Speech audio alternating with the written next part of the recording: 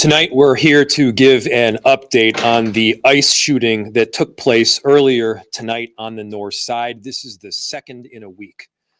The chief will be able to provide some details on the limited amount that we know thus far, and then I will provide some comments thereafter. Chief. My name is Brian O'Hara, B-R-I-A-N-O''H-A-R-A. I am the Minneapolis Police Chief. At 6:51 p.m., Minneapolis Police received a 911 call reporting a shooting on the 600 block of 24 Avenue North. Preliminary information indicates that there was a struggle with a federal agent in front of the resident. During the struggle, the federal agent discharged his weapon, striking one adult male. The adult male then retreated inside of the residence, where he remained inside and refused to come out.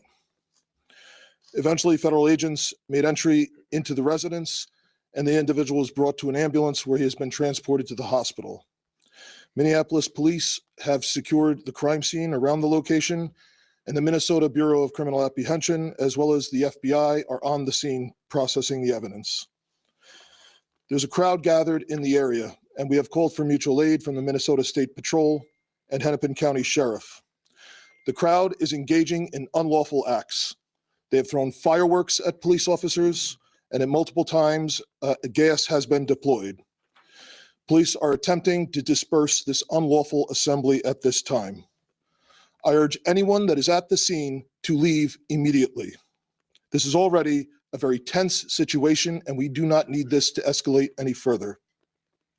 I have faith that the investigators are involved will follow every lead in this case and ensure it is completed to its logical conclusion.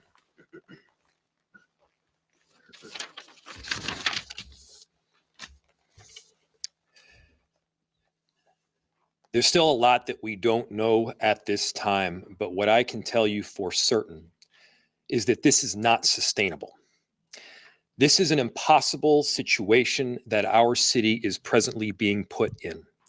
And at the same time, we are trying to find a way forward to keep people safe, to protect our neighbors, to maintain order. And we're in a position right now where we have residents that are asking the very limited number of police officers that we have to fight ICE agents on the street, to stand by their neighbors. We cannot be at a place right now in America where we have two governmental entities that are literally fighting one another. Why are we put in this position? We're put in this position because we have approximately 600 police officers in Minneapolis, far fewer that are able to work at any given time. And there are approximately 3,000 ICE agents in the area. 3,000. The 600 police officers that we have are charged on any given day with investigating crime, stopping homicides from taking place, preventing carjackings. That's the work of a police officer in a city. Meanwhile, we have ICE agents throughout our city and throughout our state who, along with Border Control, are creating chaos.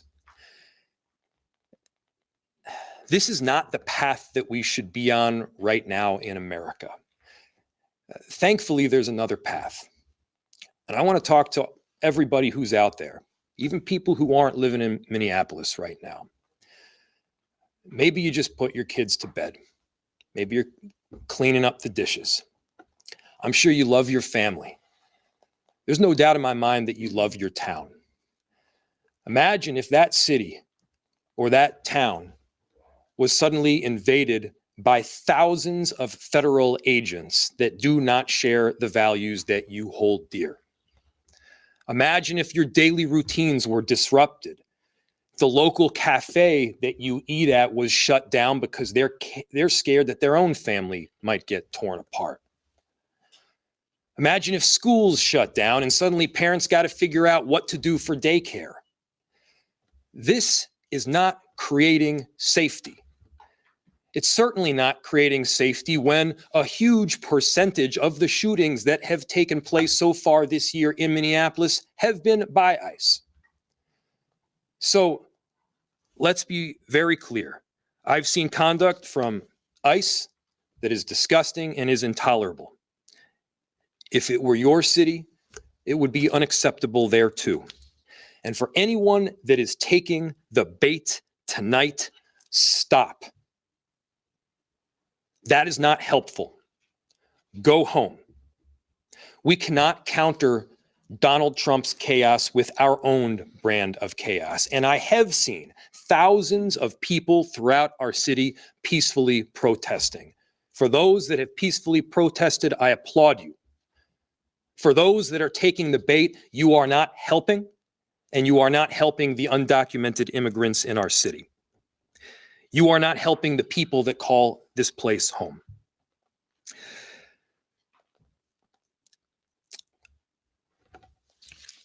ICE can leave, and this massive deployment can come to an end. We have filed litigation to hopefully make it so, and at the same time, I'm deeply concerned that we don't have that kind of time. This is already the second shooting that we've had in a week. People are scared. The atmosphere is tense. But again, there is another option. We can stop going down this route together. We'll open it to any questions. I just wanted to see if you might be clear on some of the rumors that are circulating on social media that a pregnant woman and possibly a 12-year-old boy were involved in this. Is that true or not true at all? So there were reports initially that there was more than one person shot. That is not true. There is one person that's been shot. It is a non-life-threatening injury, and they have been transported to the hospital. The remainder of the residence has been cleared. We did have one call of, I believe, a woman having an anxiety attack in the basement of the same residence, the same building. But to my understanding, no one else has been transported to the hospital. And no children involved in this? To my understanding, no. DHS has said that 2 other people came out of an apartment and started attacking the officer with shovels, and that the original person that they were looking for also did that. What has your investigation told you so far? So the question was that people had come out of the residence and attacked federal law enforcement with shovels. The understanding that we have at this time is that this incident began on 94. The individual drove towards the residence, had some sort of accident outside the residence, ran towards the house, and got into a struggle with federal law enforcement. There is I believe there's a broom and like a snow shovel that's on the scene.